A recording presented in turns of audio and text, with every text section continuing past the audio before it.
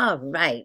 We're going to continue working with Facebook. And what I want you to do for sure is your Facebook URL for your business page is due by tonight. So once that's there, I'd like y'all to go through and I will add them to the class links page. I want you to go through and like each other's pages. Again, if it's a business page, if it says like or follow, if it says friend, then it's a personal page. So make sure it's not a personal page.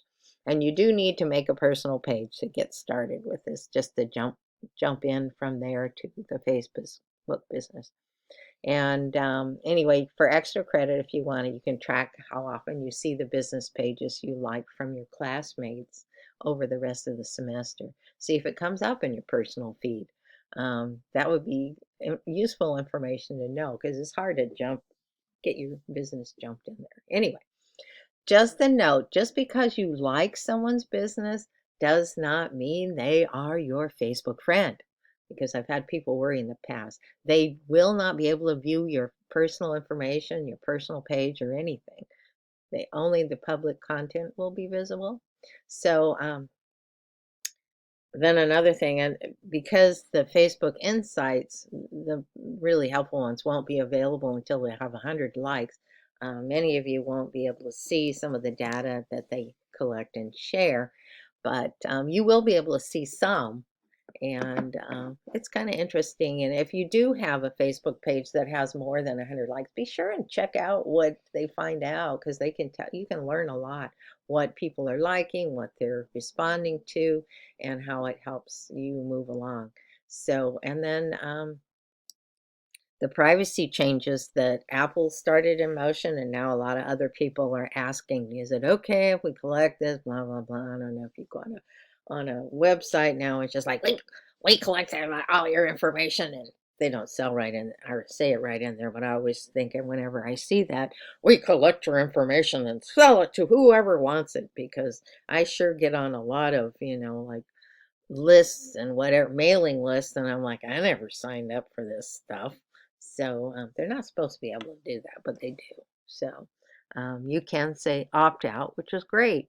So what I want you to do first is I want you to talk about in your post that you put on your blog for week 5 part B. Tell me about post reach, and where what you post reaches out to an audience as a post in the feed. It just means it's there. And then post engagement, that means that they're actually liking it, commenting on it, sharing it, whatever. That's really the good thing. But post reach is important. But I want you to explain why each of these is important and tell me about it. Your perspective, what you can learn. You can look it up, but I don't want you to just like copy and paste something you've looked up. Read it and think about it and then share it with me. That'll be the first part of your blog post. But then I also want you to talk about how you see the privacy and collection of personal data changes have affected everything, because there's some great things. All your stuff is not getting shared everywhere. Some negative points too. If you're a small business, it makes it harder to reach out, because they used to be able to really dial in who would, your post effectively reach. How can I do that? So huge impact on Facebook, obviously, because they sell advertising or help you point your posts in the right direction, so it comes in the feeds of the people that like the stuff that you're interested in.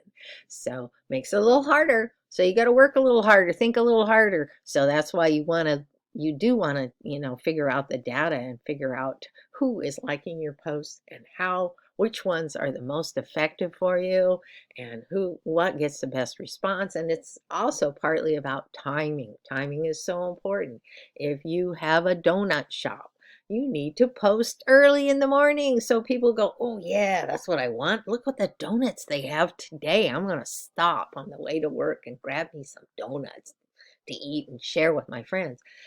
But if you're a business that sells something that's online, it doesn't matter as much time. You kind of have to figure out who the audience is that you're targeting. And that's why we talked about developing or thinking about who your market share is your perfect client, your target market.